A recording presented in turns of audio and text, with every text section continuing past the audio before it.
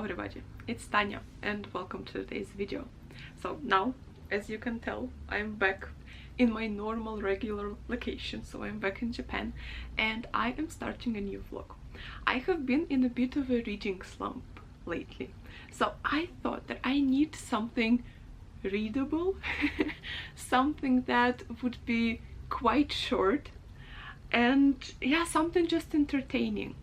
And also I feel like I'm in the mood for like a classic. I want to read a classic. So I decided to read this book. I decided to read Wuthering Heights by Emily Bronte. I know that this book is quite polarizing. Some people really love it and some people really hate it. This video is going to be a bit of an experiment. Am I going to love Wuthering Heights or am I going to hate Wuthering Heights? I am very curious as to which category I'm going to fall into. I'm very curious, but also very excited. I really want to know. And also, what else do I know about this book? I know that it's supposed to be very atmospheric, so I feel like I'm in a little bit of in the mood for that. So I am up for a bit of atmosphere, even though it's not fall, but whatever. It's very rainy outside now. It's rainy season, monsoon season in Japan started, so it's rainy and cloudy, so pretty much like a fall weather. So yeah, I'm in the mood for that. And also, what else I heard? I watched Katie from Books and Things, and she said that apparently a lot of people dislike this book because they expect it to be romantic, like super romantic novel. And she said that do not expect it because it's not a romantic novel, it's not a novel about love. At least like that's what I remember. Maybe I remember wrongly, but something like that, that it's not a novel about love, it's a novel about revenge. So treat this novel as a novel about revenge and then you have more chances of liking it, which for me personally is good. I'm not a big fan of love novels. I don't know why. I quite enjoy them, but they also don't really do much for me.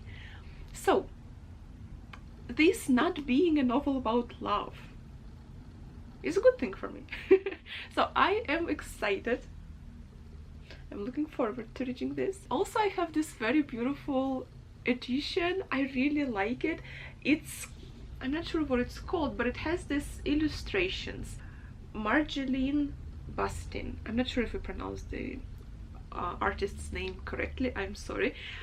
I was, to be honest, surprised a little bit when I received this edition because I bought it specifically because of the illustrations. I wanted a book with illustrations, but these illustrations are not what I expected. They are beautiful, like, don't get me wrong, they're very beautiful. But they are not about the book. I expected the illustrations, you know, be illustrations based on the novel, but they are this like flowery nature type of illustrations. Like, you know, this is my favorite, to be honest, with the owl. This book also has like a lot of additional kind of material. They just put it in, and it always falls out, to be honest, so it's not very convenient. But I mean, it's beautiful, just not very convenient because all of it falls out. There is a paper like this which contains just a poem, also with the illustrations, and all of the illustrations are like this. You see, they fall out. There is a page which is basically just kind of short introduction to Emily Bronte's life. This is about her life, and the previous one was about her house. It's not really related to the book, it's related to Emily Bronte and her family. You see, there is a map of Yorkshire, but I didn't open it. So there is a lot of like additional material in this book, which is interesting, but also it's not related to the novel, which is a bit of a letdown, to be honest. Maybe the illustrations are supposed to create kind of this sense of a place and like feel of the place and the nature that is surrounding the characters. Maybe that was the decision behind taking these illustrations, but interesting. Interesting. They are beautiful, but I just expected something a little bit different. But anyway, the edition is really nice. The paper is very good quality. It's very thick. The cover itself has also like very nice kind of feel to it. So yeah, I like this edition. Though certain parts of it I have questions too. And papers are just green, but I like this green color, to be honest. So yeah, this is my edition that I'm going to read from. Looking forward. Let's start.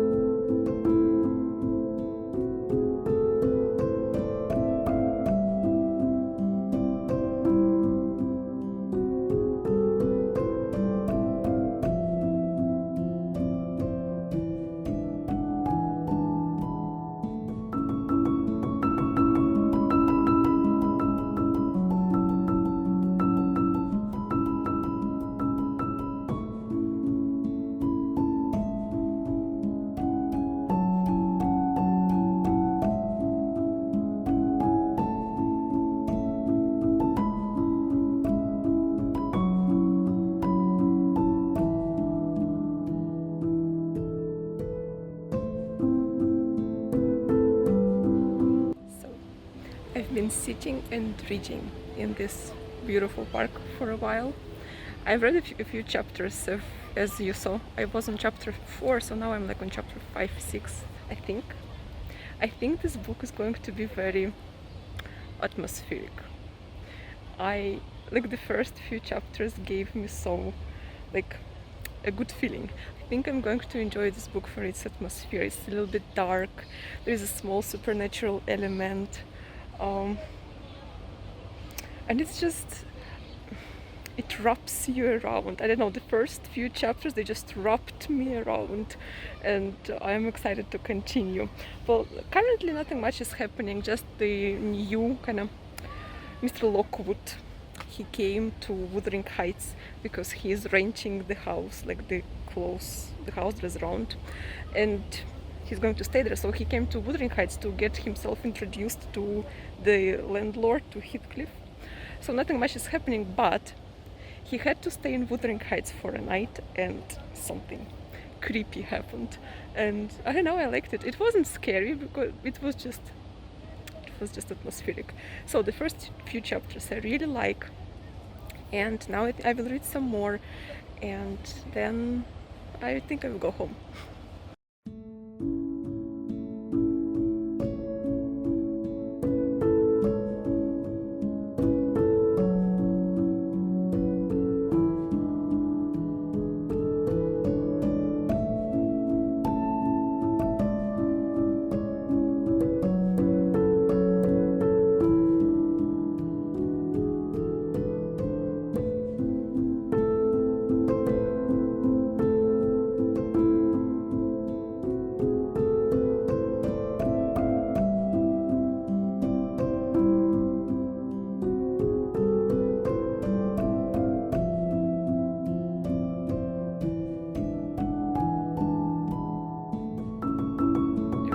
Please excuse the hair, but I want to show you. I've got a Discovery Channel going on my balcony. It's a National Geographic channel. I don't know what this video is going to turn into, but I've got a nest of pigeons, like pigeon nest on my balcony. I come back and I see pigeons on my balcony, and I'm like asking like my husband, like, Magdi, why why are they keeping coming to our balcony? And he's like, I don't know, they always come here. I have no idea. And then I open the balcony. Like, a story is that we have a lot. This is not something I'm proud of, this is embarrassing, but we have a lot of boxes, like old boxes from this sofa, from the bookshelves, like boxes, because they're so huge and I didn't know where to put them. And in here in Japan, they only collect like boxes once a week, and I always forget to take them out. So basically they're just laying there on our balcony, and we never go on our balcony because we live like right above kind of highway, right above, like, not highway, but just big road, which is always full with cars. So this road is always full with cars, and it's kind of loud, and we don't really go out on that balcony. So that's why those boxes have been laying there for a very long time. And yeah, I guess pigeons liked it. I guess they approved. Because I come and I open the door to check what is going on there, and I see a nest, and the pigeon lady is sitting in her nest. The pigeon man flew away because he got scared of me. And then I come closer to see what she's sitting on. She's scared of me too. And guess what she has under herself? She has eggs. She has 2 eggs. Two. I'm gonna show you. I'm gonna show you her right now, and then I will show you the eggs. I'm so excited. I'm so excited. We're gonna have pigeon babies. Oh, I'm very excited about that. So I will show you Mama Pigeon because she's right there, and then I will just take a photo of her 2 eggs, and later, I don't know if it will be in this video or if it will be in next video, but whenever the baby pigeons hatch, I'll show you the baby pigeons. Oh, it's not very related to Emily Bronte. I mean, it's not related at all to Emily Bronte, but what can I do? I want to show you. I want to show you Mama Pigeon and Papa Pigeon and egg pigeons, and then baby pigeons. Oh, I'm so excited. I'm very curious, like, what do baby pigeons are gonna look like? I'm very excited. Okay, I'm gonna introduce you to Mama Pigeon.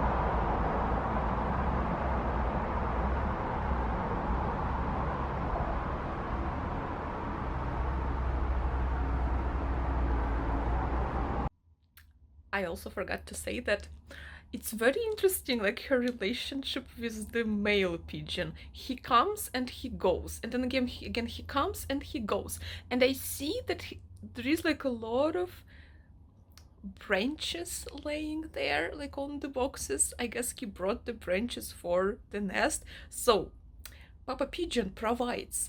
He's providing for the family. Very industriously providing for the family, because he always comes and then he goes, comes and goes, comes and goes, comes and goes. And I'm like, ooh. And then I learned that apparently pigeons, they form very strong kind of pair.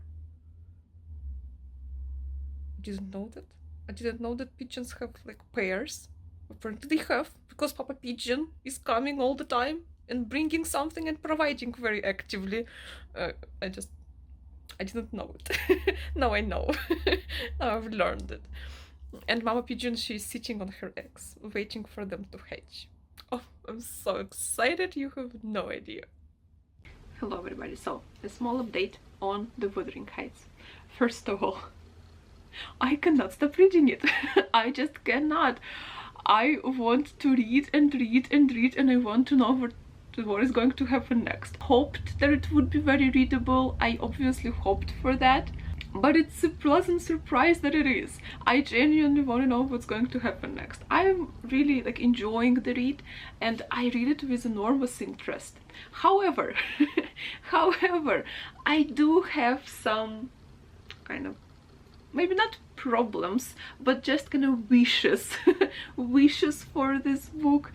Something that doesn't quite work for me, something that I don't really kind of see or understand, or let me explain. The first thing is that the characters here, they feel kind of distant to me, like quite distant, especially Heathcliff.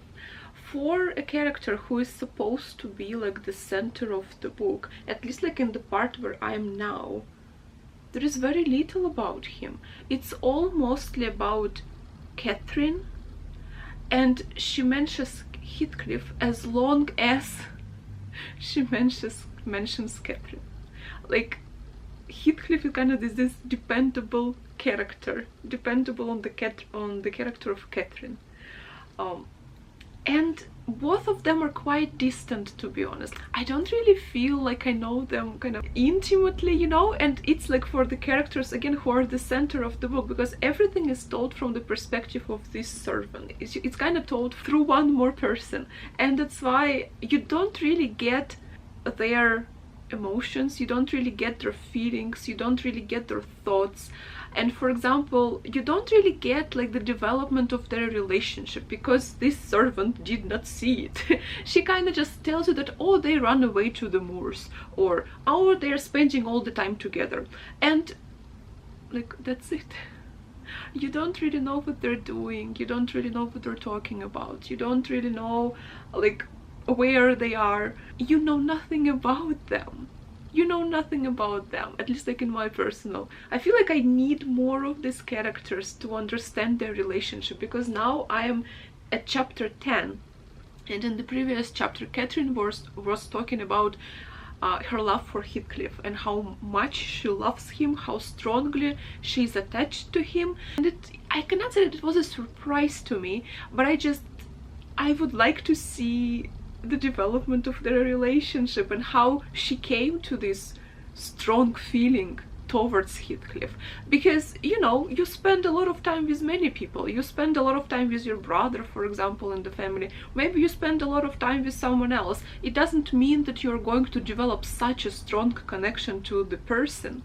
And in her case, she's like, we cannot be separated. He is more myself than I am, which I also didn't like the statement, he is more myself than I am.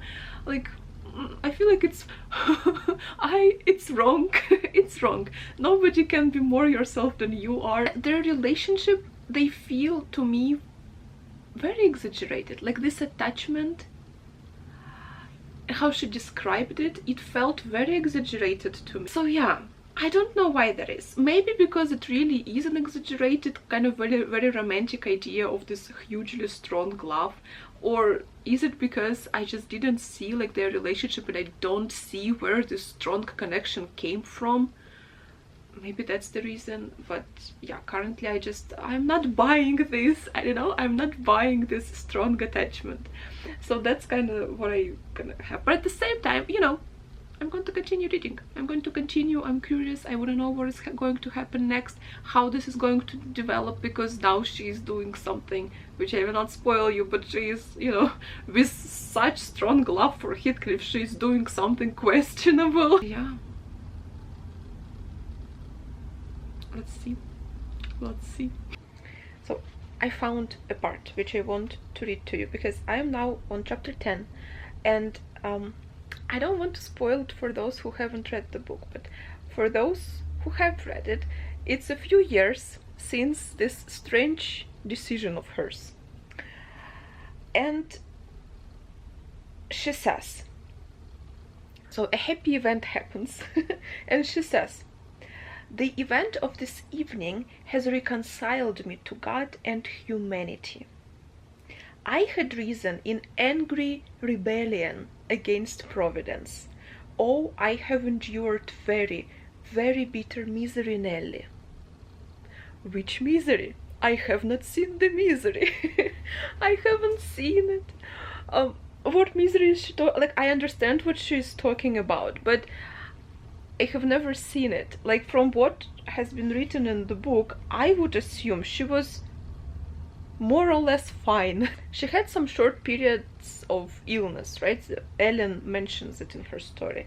And again, I guess you can assume, but like, it's all assumptions and assumptions and assumptions, and you never really see the character for what the character is and for what the character is experiencing. You only hear it from someone's words. And that's what I'm saying, that I don't know these characters. They feel very distant to me. Because you see, this is a surprise. This is a surprise to me that she has endured misery. I haven't seen the misery. She seemed pretty fine to me. Maybe not ideal, but who is ever ideal? No one.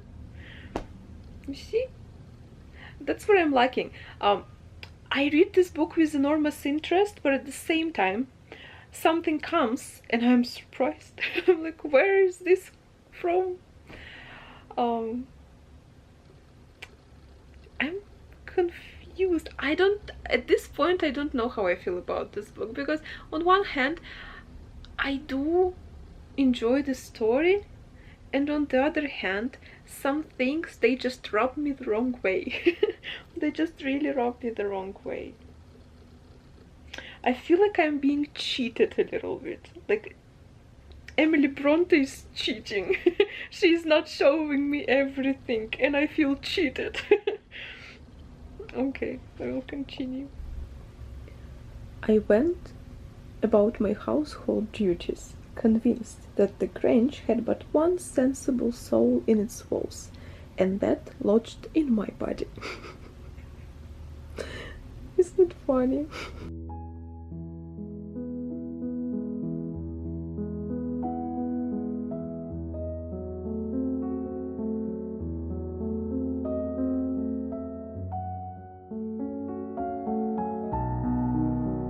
Hi everybody. So, I've been thinking about this book. It is often described as being very atmospheric. And I feel like it is, but the atmosphere here is achieved with different kind of methods, I guess. Because something that surprised me here is that this book is not really descriptive. Like, there is no descriptions of places. I still don't know what Wuthering Heights exactly looks like. I still don't know what the moors exactly look like. I was actually really anticipating these kind of nature descriptions, moors descriptions, these old houses descriptions, and they are not here. But with them being absent, which is a pity for me personally, but even with them being absent, this book still maintains this dark, grim atmosphere. And I was thinking, like, what creates it, if not the place, if not like any spooky elements? Because there was like one kind of supernatural element in the very beginning, and now I am, where am I? You see, I'm here, a little bit more than halfway through, and ever since then there hasn't really been any supernatural elements, and I feel like they're also often used to create this dark, grim atmosphere. And yeah, so again, not the case with this book. And so I think I kind of came to a conclusion. I guess the atmosphere here is created purely through the characters, mainly through the character of Heathcliff, because he is this super angry, super vindictive creature. One of the characters was wondering, like, is he even a human? Is he not a devil? So this very strong character of Heathcliff, because everything that he touches, every person he comes across, is kind of doomed. His grim and angry character, plus the sense of a doom that he brings with himself, really does create this kind of grim and dark atmosphere. Because as a reader, you know that everything is going to be really bad and everybody is going to suffer as long as they cross their paths with Heathcliff. So yeah, this is my thoughts on the atmosphere in this book, even though I really do wish there were descriptions of places. I would really love to see them. I remember I read Guy de Maupassant Alive, and he has some absolutely beautiful descriptions. I feel like people often think that descriptions of places and things aren't really necessary, that they're kind of boring, but I feel that if they are done well, if they are done really masterfully, like in case of Guy de Maupassant, I feel like he's done such a great job describing things. I feel like they can be really, they can add so much to the story. And I feel like at this point, if this book had descriptions of places and moors and Wuthering Heights is the house, I feel like it would be even more, what's the word? It would be even more alive, I guess, in my head. Yeah, something like that. Enjoying this book a lot. I'm flying through this. I am loving it so much. Again, like I said before, I do have misgivings. I do have quite a bit of misgivings about this book, but they do not prevent me from enjoying it. You know, I don't know how it works exactly, but I still enjoy it. I still like read it with enormous interest. So I don't know how she does it. Even though, yeah, I do have a lot of kind of things that, like, why? But yeah, okay, I will continue reading. Everybody, chapter 20. Chapter 20. I am so angry with Heathcliff right now. I'm so angry with him right now. I don't want to spoil it, but he's going to ruin someone else's life. He's taking it upon himself to ruin someone else's life. Again, I'm like, how many people lives do you want to ruin? I'm so angry with him at this point. I don't like, he feels to me like he has only one goal in life: to ruin everybody's lives around him. And I'm like, that's not a deserving goal. That's not a goal you should pursue. And no one moves a finger about that. People who could change it move no finger. They're like, whatever. And I'm like, You see, people say that all characters here are unlikable. True. True. Pretty much all of the characters are unlikable. Pretty much all of them.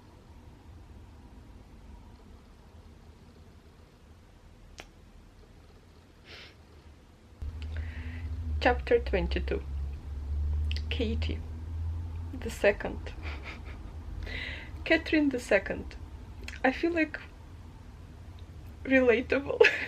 I feel like she's relatable, and it's funny. Apparently, people do not change that much. It used to be letters. These days, it's social media. But I mean, Katie the second, how very relatable, even in our day and age. Oh, you see, some things do not change. Some things, they just do not change. She's funny. She's stupid, but also funny. So I bought this food for the pigeons. Not that I know what is written here, but the picture of a pigeon signifies, I guess, that it's food for the pigeons, because I didn't know what to give them. I thought I might buy them food for the parrots, but then I saw the pigeon picture and I'm like, okay, probably this is for the pigeons. And also, look, one bird amigo. Okay, I'm going to be amigos with my pigeons. So actually they like it. I gave them already 3 times, and one, that yellow big spoon, lasts them for like 2-3 days. So I don't know who is eating exactly, mama or papa, but it disappears, so it means that someone is eating. So I hope they like it.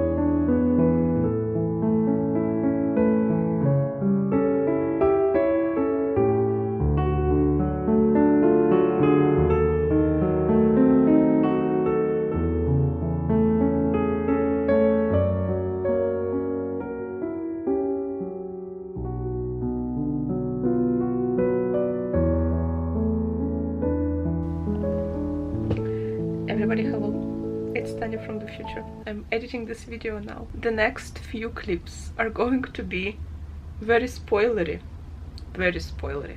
and very emotional. So if you don't want any of these things, too much emotion because my heart was being crushed, or if you don't want spoilers, go to the part where I finish the video, when I finish the vlog, and I tell my final thoughts on the book. This video will be divided into chapters, so just go to the last chapter. And yeah, for those who don't mind spoilers and for those who don't mind too many emotions, continue. Back to our regular program. I've just now read the part where Hareton, I don't know if I pronounce his name correctly, probably not, I have no idea how to pronounce his name. Hareton? Harton? Don't know. But basically, I feel like he's the only character I kinda like in this book. All the other characters I genuinely hate. I thought I might like Catherine, but after what she has done right now, I hate her. I hate her. So basically, there was a moment when she... Actually, no, I think I hated her even before. Remember, there was a moment before when she and Linton laughed at her... I don't know what his name is.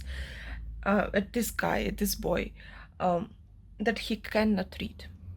Ha ha ha, how funny. But basically they laughed at him. And so he, in order to please her, he started to learn his letters, and he started, like, I start to cry when I tell this story. And basically, right now, he's standing there and he's. I will cry now. Huh. Huh. So she came again to visit her Linton, who is like pathetic. He's just pathetic. I don't know what she even likes about him, but whatever. And there is this boy who is trying his hardest to learn letters by himself to just please her. And he shows her what he has learned, and she makes fun at him. And she humiliates him after that. I am so angry right now with her. If I were her mother, I would slap her on her face so freaking hard. Once, but so painfully, so her brains would. Because you do not just humiliate a person who makes an effort. For your freaking sake. Oh my god, I'm so angry. I hate her. I hate her, and I will never forgive her. It was said in the book that she has always been a queen, an angel, a dove, love for the book. With all these indulgences from her father and from her servants, she failed to acquire the most important thing, a heart. That's what she failed to acquire, a heart.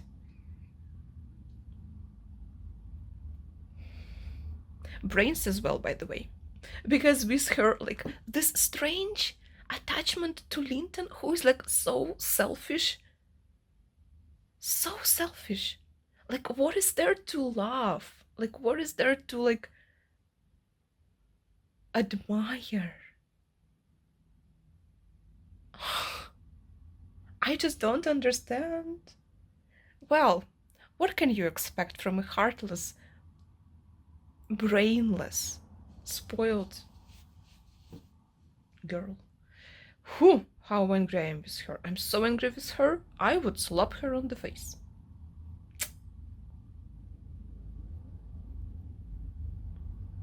I think Harton is, I will call him Harton. I think Harton is the only guy, the only character I can say I kind of like, but also there is so little of him.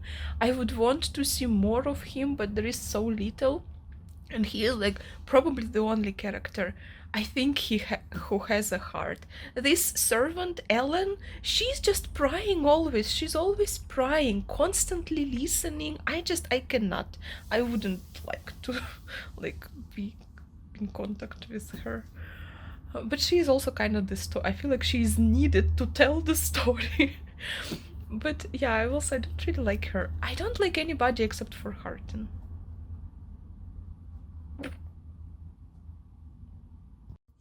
So, I'm continuing with Wuthering Heights. Almost at the end. There's going to be spoilers, so skip this part. If you haven't read this book, skip this part, because I'm going to spoil. But this book, it has like some really unhealthy, like not good ideas, and I'm reading this part. I will read it to you now, and I'm just no. So okay, first, the part that I'm like, I am furious about it. I cannot. So it's at the very end where Katie's father has just passed. He has just died, and Heathcliff is coming into the house for the first time as its master, as its owner, and he goes directly to the library, and he finds Katie and Nellie there, and it's his conversation with Katie at that time. So they're talking about Catherine, the daughter and her relationship with now her husband Linton. And so he talks about Linton. He is a bitter as gall at your desertion and its consequences. Don't expect thanks for this noble devotion. I heard him draw a pleasant picture to Zillah of what he would do if he were as strong as I. The inclination is there, and his very weakness will sharpen his wits to find a substitute for strength.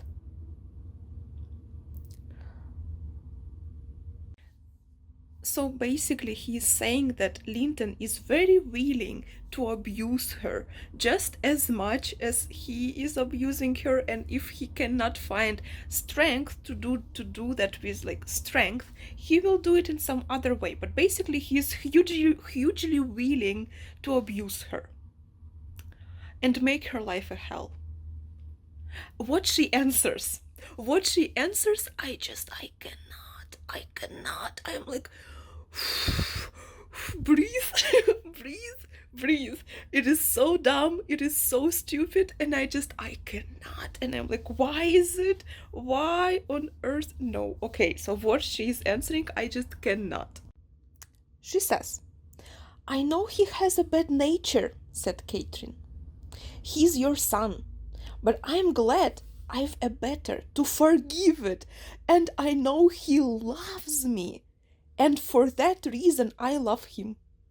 Mr. Heathcliff, you have nobody to love you, and however miserably you make us, we shall still have the revenge of thinking that your cruelty arises from your greater misery. You are miserable, blah blah blah, blah blah blah.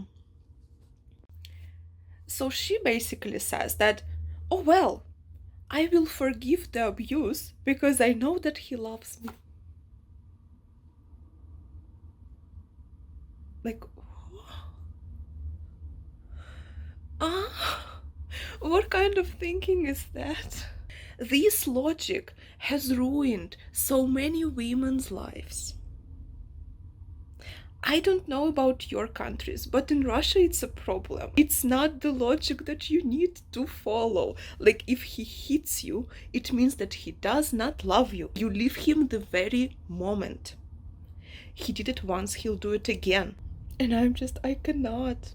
It's just no, no. And why is it in this book? I don't understand. No, no.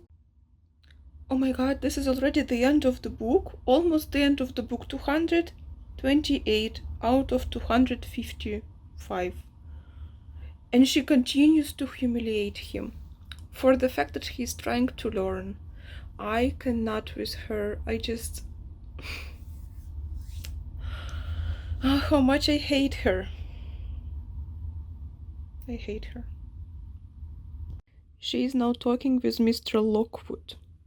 And she says that Harton has all of her books and she has none, and she listens to him, how he is trying to learn to read and how he mispronounces and how he kind of butchers all the words and how she cannot hear it, and she just makes fun at him, and I just can't. How much I hate her. How much I hate her. She cannot tell a genuine person from a fake one. She cannot tell when a person genuinely wishes her harm and a person who is just genuinely trying to learn and trying to be better. Like, she cannot tell the difference for all of her education that she's so proud of.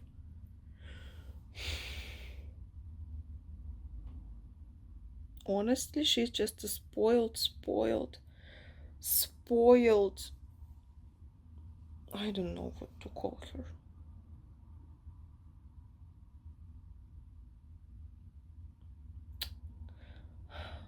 I'm so angry, I want to cry. I kind of want to be there, and I want to talk to her, and I want to tell her everything I think about her, straight to her face, straight to her eyes. because everybody here is so polite. Oh, but we also stumbled when we just started. That's not what she needs to hear. That's not what she needs to hear. She needs to hear that she's dumb, that she has done 3 millions of mistakes. That was just so she would also understand that, the education that she is so proud of was given her on a golden plate with a golden spoon, and this boy is trying to learn everything by himself, and it requires a lot of determination, and it requires a lot of strength, and that needs to be respected and not just made fun of by a stupid girl who has always been given everything on a golden spoon with a golden plate, and only now, because of her own stupidity, mind that, because of her own stupidity, she has been taking it away. But I mean, she was willing to marry Linton. She was willing to do that. Oh well, now that's it. Here, that's what you were willing to get then. So what are you complaining about? That was your willing decision. What is she complaining about? She loved Linton so much. Didn't she see where he lived, what kind of people he lived with, what kind of person Heathcliff was? Honestly, what is she complaining about? Oh, how angry I am. Oh, I'm exhausted. I'm exhausted. I'm exhausted. This book. I'm exhausted with this book at the end. I hate all the characters. It's exhausting. Honestly, it's exhausting. Breathe. Breathe. Breathe. I am continuing to read pretty much the same part. So basically, Harton, I'm sorry if I mispronounce his name. Basically, Harton, he is hurt by all of course he is hurt. Like, honestly, I do not blame him. I would be hurt. I am hurt by just reading it. I am genuinely hurt by just reading it. I can imagine how hurt he is, like 3 million times more. And he's like bringing all of his books and giving them to her. He's like, take them, I don't need them, I'm not going to ever read them again. And she's like, don't want them. Oh, oof, oof, oof. She's like, I don't want them because they're connected to you now. You have just been complaining about him having all the books to himself. You has just now she's been complaining, and now he's giving them to her, like, take them. And she's like, I don't want them anymore. Like, dumb. It's just dumb. Like, how old? She's around 18, 17 now. She's behaving like she's 5. Oh, like, I cannot. I just cannot. A few pages later. I mean, not like pages. I feel like how many chapters? Maybe 1 or 2 chapters later. They made it up. Okay. It's okay now. Do I forgive her though? I don't know. I mean, he forgave, so okay. But maybe I feel like now it's the chapter when this Mr. Linton comes again. After, in 802, he comes to Wuthering Heights again. And so he kind of sees them through the window, and they're like continue learning, but they're like apparently in love. So it's this part. And I guess now Ellen will tell him what happened in between, that he was not there. Let's see what happened. I don't know if I forgive her though. But I mean, I feel they're okay now. But still, what she did back then is terrible. And deserves disapproval. Okay. She apologized. She sincerely apologized. Okay, I forgive her. I forgive her. Okay. Oh, but how my heart hurt. Oh, how painful it was. I feel relieved. I feel relieved now. Oof. I have how many pages? I have 15 pages left of this book. 15. Oops. It's the family tree fell out. Oh, they're friends. Very good. Very good. Oh. I finished the Wuthering Heights.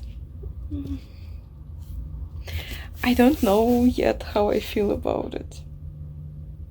I need to think. I need to sit and think. And I will let you know later.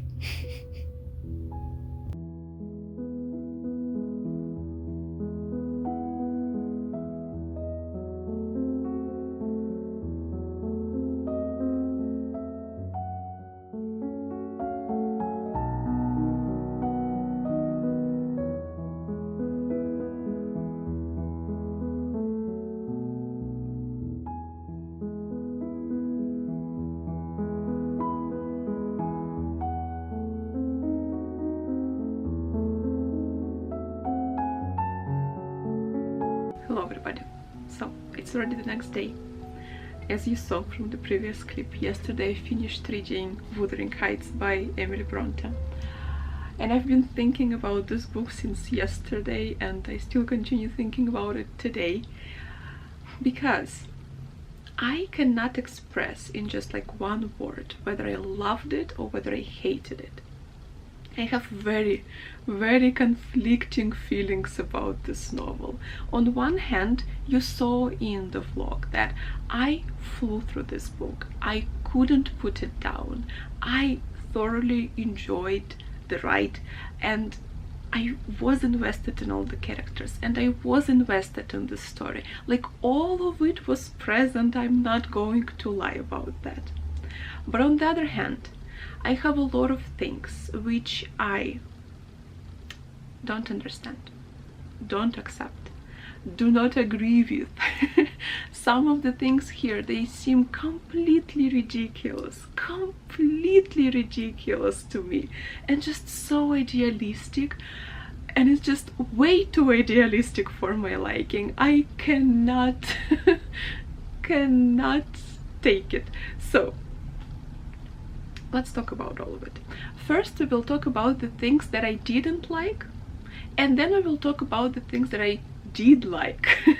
This way, we will end the video on a positive note.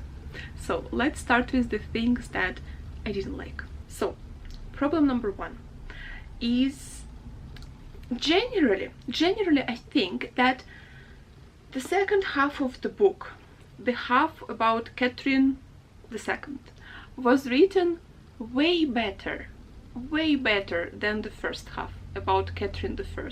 Yet the whole story is based on the first half of the book. Like, you know, everything is basing and rooting itself on the first half of the book. And it would have been better if the first half would have been written more explicitly, more descriptively, wouldn't have been so distant and wouldn't have been so impersonal, you know. What I'm trying to say is that the characters of Heathcliff and Catherine I felt very underdeveloped to me, very underdeveloped. I felt that I knew characters from the second half much better than the characters from the first. I don't know. I feel like we spent way more time in person with the second Catherine, and we spent no time at all, almost no time at all, with Catherine I and Heathcliff. in person. Everything that was said about them was told us through a perspective of the third person, the servant Ellen, who never really participated in their like games and their time together. She kind of just looked at everything from a distance. And that's why I don't really know Catherine the First. I don't really know Heathcliff. I don't know what they feel. I don't know what they think. Everything I know about them was told to me but never shown. And that's why their love, their bigger than life love of theirs, I didn't buy it. I was rolling my eyes at it. It felt so idealistic to me. It felt so ridiculous. It felt very ridiculous to me, honestly. Like, I still think that this type of love is completely ridiculous, and it's a fruit of Emily Bronte's imagination. And apparently Emily Bronte was sitting in pink clouds and floating in the air when she was thinking of this type of love. Where does the strong attachment come from? That like she is sick and dying whenever she is separated from him, and he sees nothing, literally nothing in this world except for her. Like, Emily Bronte, what were you thinking of? What were you thinking of when you were like writing this love? And then the character of Heathcliff. Like, my second big problem is the character of Heathcliff. It's funny to me, you know, like this character, I cannot take this character seriously. Like, I cannot. To me, he is not even a character. He has only one defining feature to him. Only one. He loves Catherine more than life. That's it. Nothing else. Heathcliff does not stand on his own. Heathcliff is a shadow of Catherine. In the first half of the book, she doesn't even mention him all that much. She mentions Catherine, and because she mentions Catherine, she sometimes mentions Heathcliff. Like, on his own, like, remove the character of Catherine. Remove the character of Catherine from the book. What will be left of Heathcliff? Nothing. Nothing will be left of Heathcliff, because Heathcliff does not exist without Catherine.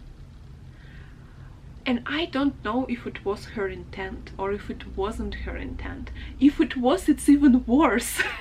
It's even worse if it was her intent to make Heathcliff like that. Because he is not a character, he's a shadow. He has nothing of his own. He has no characteristics of his own that are not in any way connected to Catherine. That's not the person, you know, that's not a person, that's not a human. Like, I cannot take him seriously. I cannot take this love of theirs seriously, because I don't know, was it her intention? What did she want with this type of love? What did she want? What was gonna, I'm trying to think, like, what was her, did she want to show that these unhealthy attachments to people ruin your life and ruin lives of people around you? Did she want to show that love can be your curse? But then why the ending? If she wanted to show this cruelty of this huge feeling, why the ending? Show the cruelty to the end.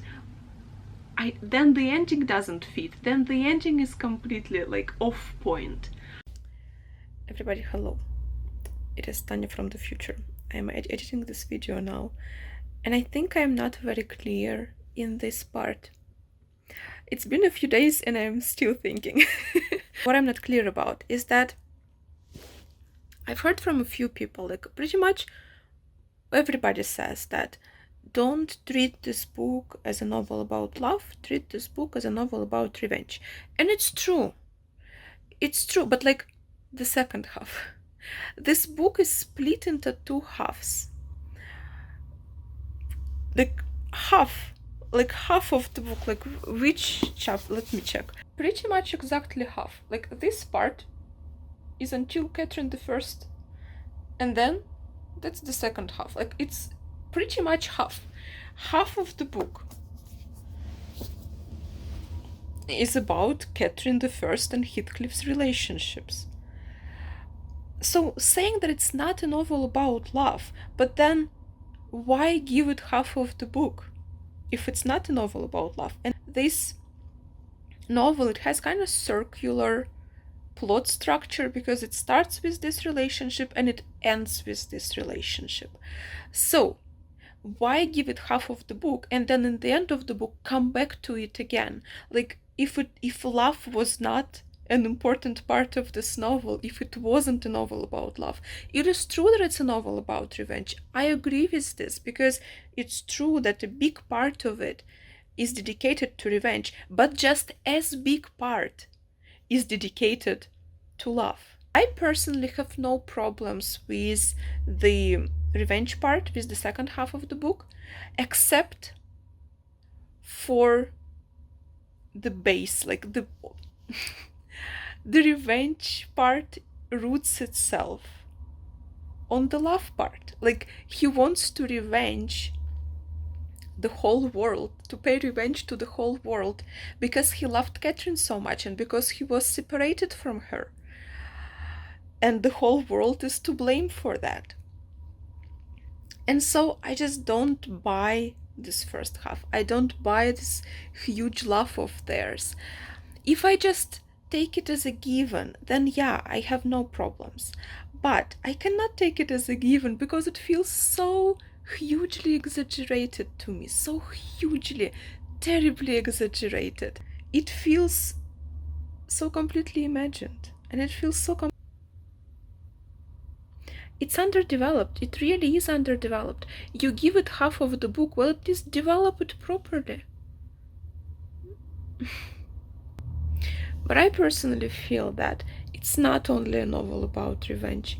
It is partly a novel about revenge, but primarily, it is a novel about love.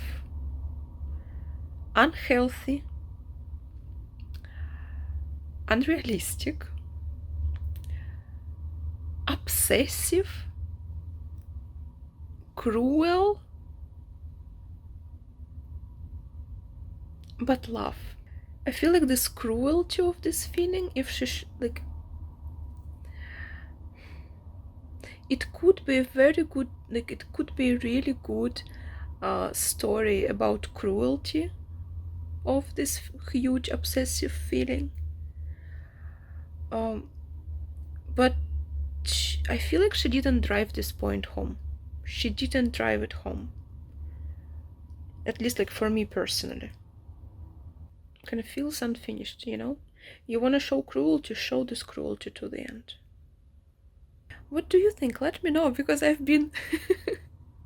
my brain... I already don't know. I've been thinking so much, so hard about this book. But I really think it's a novel about love primarily. Primarily a novel about love. Revenge is secondary. Revenge only happens because of this love. And this love was not developed properly, in my personal opinion. And the point of its cruelty was not driven home, also, in my opinion. So that's what I guess I'm lacking. If, like, put it in a sentence, in one sentence, that's what I'm lacking. Development of the relationship, point driven home. And also Heathcliff, like, I cannot with this character. I cannot. He could be such a great, really great, well-developed character, and he is just one-sided. And I don't like it. Her other relationship also felt very underdeveloped to me. Like, the whole first part felt very underdeveloped to me. It felt like she has hidden a big chunk of life of theirs from me, and that's why I don't understand it, and I cannot accept it, and it's just completely ridiculous to me, because I also don't understand what was her problem in her other relationship. Like, what was her problem? there was said that she had like periods of sickness. She herself also mentioned that she has lost her faith in God and in the humanity. Why? What was the problem in this sad relationship? I didn't understand. I didn't see it. She didn't show it, in my opinion. Like, what was there? So disgustingly terrible for her. It also feels to me that Emily Bronte idealizes the relationship of Catherine and Heathcliff, and I do not think that they should be idealized. Why I think that she idealizes them? Because whenever we read about them together, it feels like they're meant for each other. It feels like they're meant to be together, and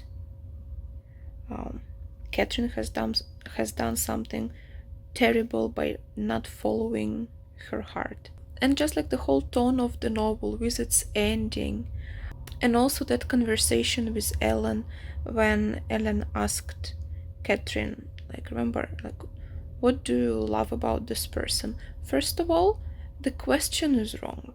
The question is completely wrong. Why do you love a person? There is no answer to that. You just love the person. The question should be is, why do you want to connect your life to this person? Why do you want to spend your whole life with this person? That should have been the question. And then the reasons that Catherine gives, like he is handsome, he is intelligent, he is very kind, stuff like that. Ellen was like, all of it is wrong, all of it is wrong, everything is wrong. When actually, from my position, those were good reasons for wanting to connect. Like, if you just think about life, just life, like, if you're just not being don't be romantic, don't be idealistic, just look at life around and think about life as it is, real life. Those were good reasons. Yet the whole tone of this novel is that she kind of made this terrible mistake by not following her heart. And then the reasons that she gave for loving Heathcliff, that we are one, we cannot be separated from each other. These are very maybe poetic phrases. She also said that Heathcliff is more herself than she is. And like, what does this even mean? What does it even mean? It's just a poetic phrase by a very romantic girl who is just writing her own fantasies. Ridiculous. And so now let's look at the relationship. So that's like, I think that she idealizes the relationship, and why it shouldn't be idealized, because both of them, but especially Catherine for Heathcliff, both of them see each other as like this whole world for each, like especially Catherine for Heathcliff. She is his whole world. He calls her like his soul. If she is not with him, he hasn't his soul. It's unhealthy. It's not normal. It's not okay. It really isn't okay. Like, why would you want to be in a relationship with a person for whom you are their whole world? That's not a good position to be in at all. Because now someone else's whole world depends on you. That's a lot of responsibility. And then if someone else is your whole world, well, then you are in trouble as well. Because then your whole world depends on a human, and putting your whole faith in a human and like your whole world in one human is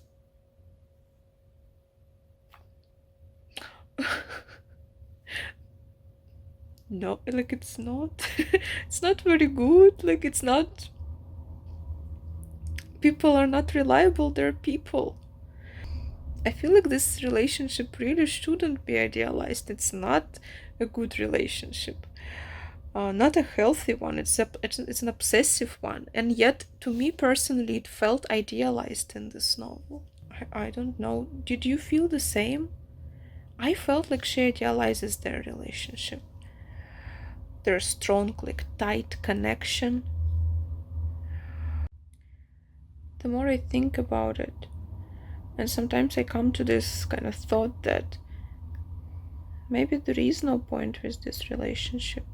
Maybe she just wrote this first half as a pre-story to the second half to explain Heathcliff's hatred for the whole world.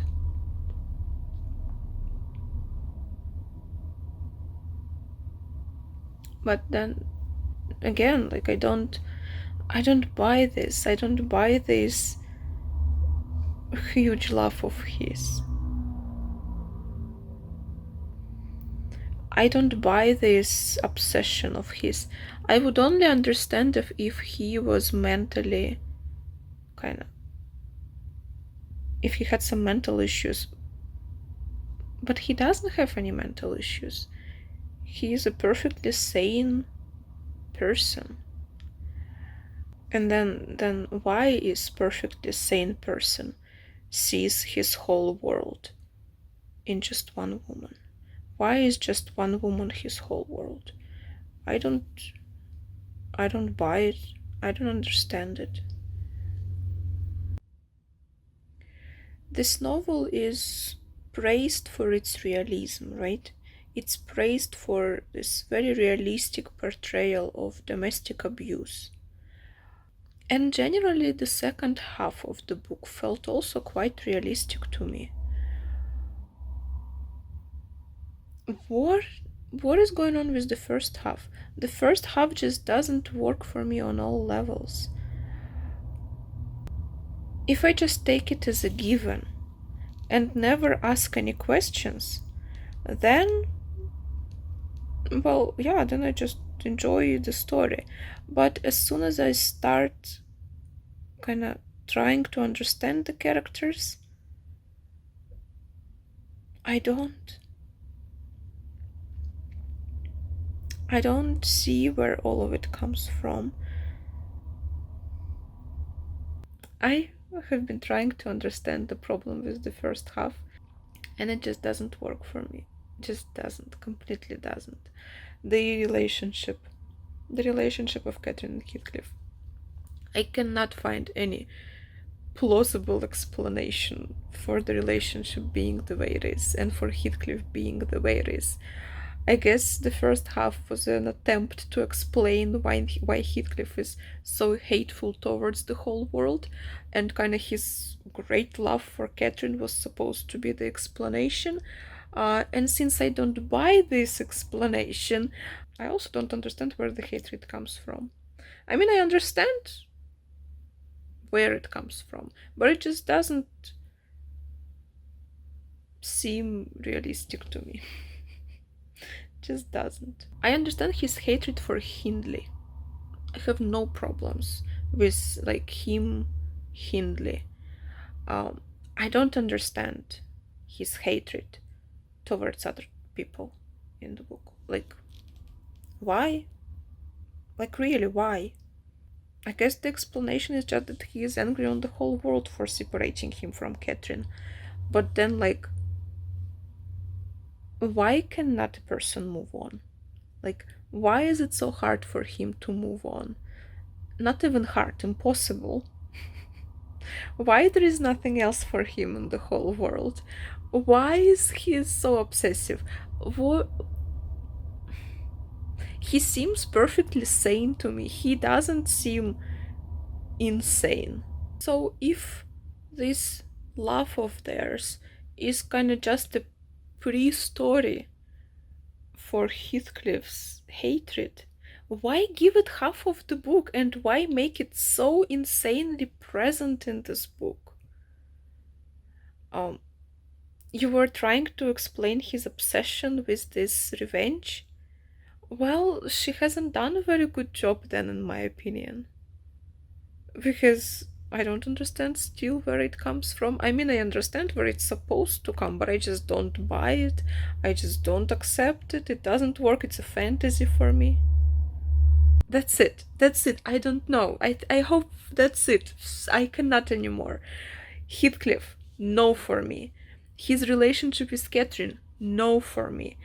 Catherine relationship is like all of her everybody, no for me. I will just stop at this point because my head starts to hurt. Characters in the second half, however, felt quite realistic to me. I was really surprised with how relatable Catherine II was. I don't want to spoil it, but I feel like if I say the exact thing that I liked, I would spoil for people who haven't read the book. But basically I thought that Catherine II was actually quite relatable in, let's say, her relationship with men.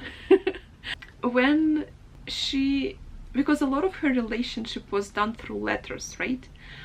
And even like in our day and age, a lot of kind of modern relationship happens on the internet. At first I really couldn't understand like what does she loved about this person, but then I thought about it and I came to a conclusion that it very often happens that we love our image of a person, what we imagine the person to be, rather than what the person actually is. So I feel like in her relationship with men, Catherine II loved her imagination of this person, loved the image that she made to herself in her head of him. And then I accepted that relationship, because at first I just couldn't. I was like, where does this come from? Like, what is there to love? There's nothing to love. And then, yeah, that was my conclusion. So Catherine II was actually quite relatable, very human in my opinion. I hated her till pretty much the very end, but nevertheless she was human to me, she was realistic to me. As well as other characters in the second half, like main characters, let's say. Heathcliff and Catherine, completely unrealistic, like especially Heathcliff. Like Catherine is fine, I just didn't know her, but Heathcliff, completely unrealistic, like a... Well, apart from that, like my only like problem was with the absence of descriptions, like, but it's not a big deal because I feel like it's just my personal preference. I like beautiful descriptions of places, especially if they're done in this like very poetic, immersive type of way, which I think it would fit this book. It would really fit this book if she inserted descriptions of the moors, descriptions of Wuthering Heights as a house. It would make this book so cinematic. It would make this book so vivid, so alive. But unfortunately it wasn't there. And again, maybe for some people it's not really a problem because, you know, they can imagine all of it.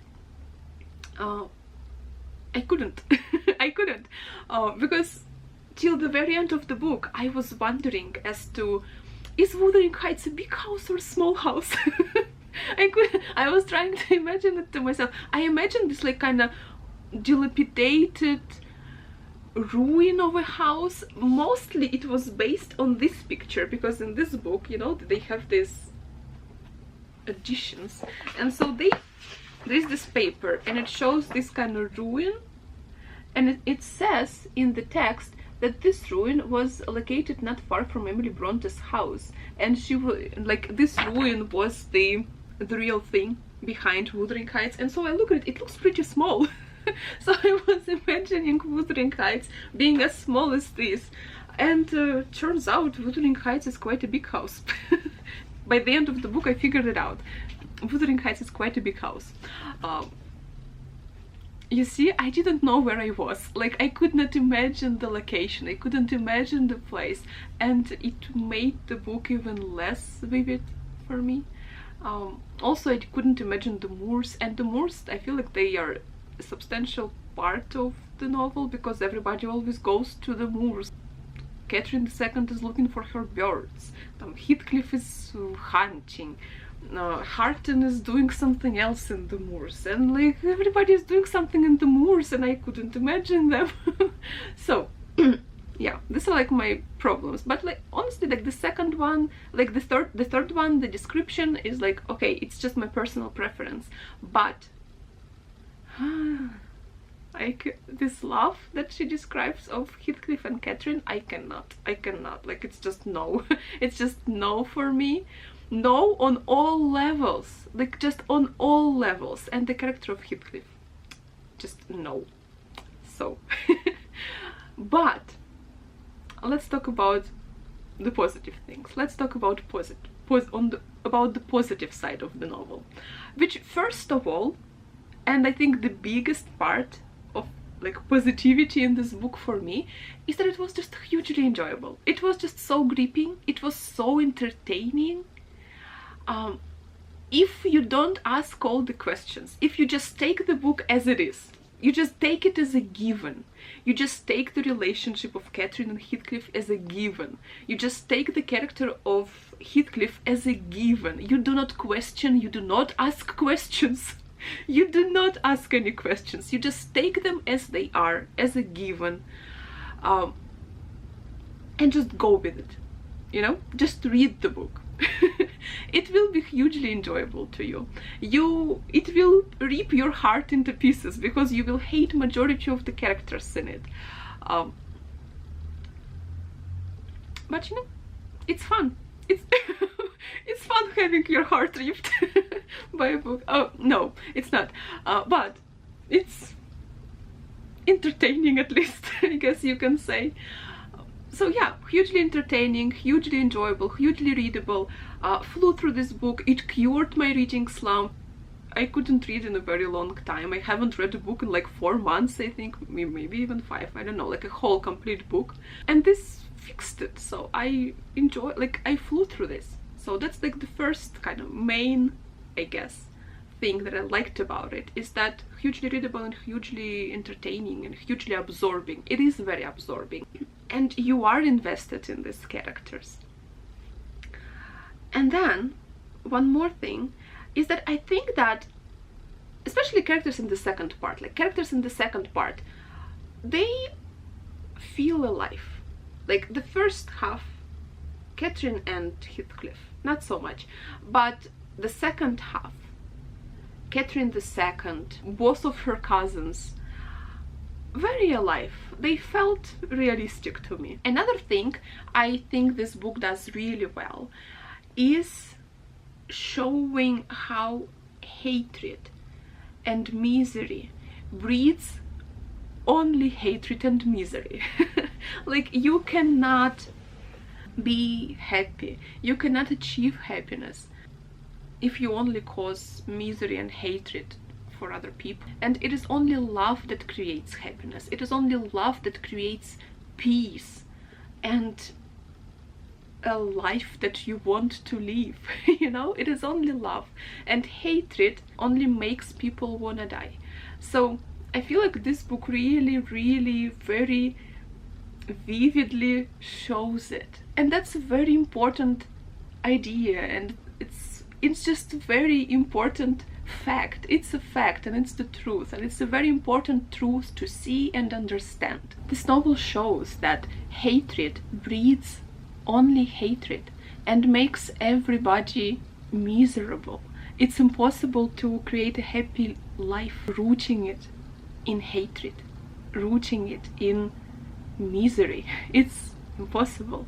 It's only when love is re-established on the place of hatred, the hell subsides and gives way to happy and wholesome living. I think this book shows it really well, and it does paints a very clear picture of what people do, what people create in the world if they hate the whole world, and what people do and create in this world if they love it and if they love people around them. So that's, I think, the most important thing in this book for me, and that's what I loved about this book the most, is showing this. I feel like it's the most important for me, at least, like for me personally, is showing that. So yeah, these are the things that I really enjoyed about this novel and really appreciated about it. So yeah, that's it. Let me know in the comments if you read Wuthering Heights, if you love it or if you hate it. Give me your reasons for that. What do you think about the character of Heathcliff? What do you think about his relationship with Catherine the First? Let's talk about it in the comments. And yeah, thank you so much for watching. I hope you enjoyed this vlog. I hope you enjoyed this video. I hope you are having a very good day, reading good books and enjoying them. And yeah, I will see you soon in my next video.